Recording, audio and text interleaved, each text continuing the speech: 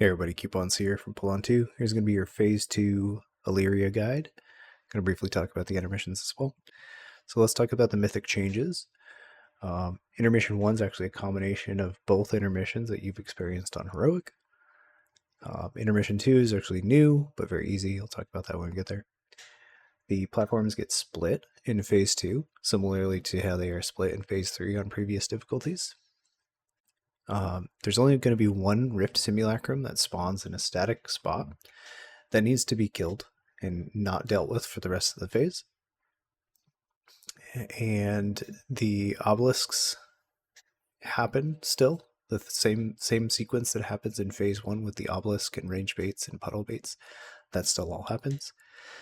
And then one of the biggest changes here in Mythic is that the obelisks, the lines that shoot off of those obelisks, need to be pointed at ads, kind of like static glowy purple ads that spawn on platforms around the room. So let's talk about Intermission 1. It's going to be, again, a combination of the previous intermissions you've experienced already. So the last mini-boss died in between X and Square. The raid's going to position themselves on the X slice, on the leading edge, going towards Triangle. And just like Heroic, you're going to be getting hit by every other arrow as you're spinning and dodging pools that are exploding on the ground. One rule of thumb here is that if you need to get hit by an arrow and you're in a really bad spot and the arrow's pointing in a really bad spot and it's going to explode and you're going to get hit by something, just ignore the arrow and try to get hit by the next one. Just do what you can. Other than that, pretty easy once you get the flow of it. And you're going to end up stopping here on Square. This is where the start of P2 is going to occur. So let's start talking about the start of P2 proper. Essentially, the Rift Simulacrum is going to spawn on Triangle, and it needs to die immediately. What you're going to do is assign 4 to 5 range DPS to either start on Triangle at the end of Intermission 1, or jump the gap from Square to Triangle and jump back once the Rift Simulacrum is dead here. But essentially, you're going to have your kill squad go over. And it is their job to nuke the ever-living hell out of this ad, to kill it. And this is where you're committing all of your raid CDs, all of your potions, and your lust. It's at the start of P2 to kill this ad. And that's essentially the start of P2. While the kill squad is over there, you're probably going to get the first obelisk set and potentially the first puddle bait set, which is okay. If one of the kill squad members happen to get it, there's nothing extra to do on this first set.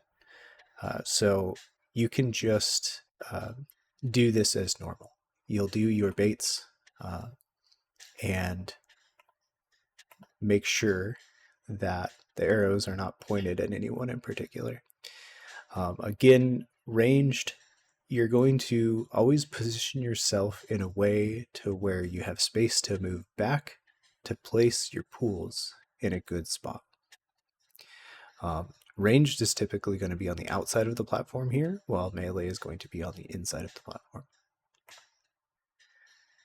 So that's the kill squad. That's the start of P2. Again, the obelisks. You'll see the ranged is going to bait their initial soaks here, and that the 4 random soaks are going to be applied. Those players are again going to just go into position and put down the puddles. And you're going to move as a raid counterclockwise through this slice, and essentially do the same thing over and over and over again. Again, similarly to phase 1, you'll want to position yourself in a way where you have a gap between yourself and the old puddles to bait the obelisks to then go back and then bait the puddle next to previous puddles. So that's kind of, again, the movement there. It's similar to phase 1. You're just all doing it into a single slice here. I do want to talk about the actual mythic change here. I'm going to call them the Obelisk Snipes for now. So 2 more Rift Simulacrums will spawn. They can't be attacked. They're going to be purple. And what you need to do is the one melee obelisk and the one ranged obelisk are going to be pointing at 2 different Rift Simulacrums to kill them with their lines. So this is essentially the assignments. There's the triangle slice, and there's the X slice. Essentially, the 2 slices that you're currently not on are assigned for the melee obelisk team. So the melee person that gets the obelisk will be shooting the purple Rift Simulacrum ad on one of the 2 opposite platforms that you're not currently on. The one that spawns on the one you were currently on is assigned to the ranged. So what does this look like? So say the 2 Rift Simulacrums spawn here. Again, this is random, but this is just an example. The obelisks will go out. I'm going to show you ranged first, but they go out at the same time. So I'm going to show you ranged first. So ranged, you're already in a good spot here. You're just running opposite to have your lines point through that ad. And it doesn't matter which line, as long as one of your lines point through it. Obviously, if you try to position yourself in a good way to not shoot through the melee as well, that's a bonus. So in this particular instance, maybe the ranged person here shuffles to their left a little bit towards Alleria to make that other line hit her instead. And again, I'll show you what the melee one looks like. Right? So any of those lines can hit, and that's totally fine. So again, the X, the one that spawned on X, because it's not on the current platform, that's going to be the melee one that you're targeting. And range, you're going to be targeting the one on your current platform. If the ad happens to spawn on the other side of the current platform that you're on, so like the ranged one spawns where ranged like currently is, the entire ranged team that doesn't get the obelisk can still bait the pools, but the person that gets the obelisk needs to go and look and go to the opposite side to point it at the ad, right? I don't have that animated here, but I'm just using that as a call out because it will probably happen on one of your pulls. Other than that, you're just following the pattern. You're doing the same thing you do in Heroic. You're gripping and killing the other little ghost ads. You're shooting them with the arrows and hitting Alleria with the arrows whenever possible to get rid of them, just like Heroic. But you're following the pattern here with movement. You're sniping the ads with obelisks. You are baiting everything in the correct place, putting pools in the correct place, and you're just slowly moving over towards the X platform, right? Once you get here, around the 4-minute and 30 mark, you're going to get one more set of obelisks and baits, and you're going to just put those mechanics on the square slice before gating over to X.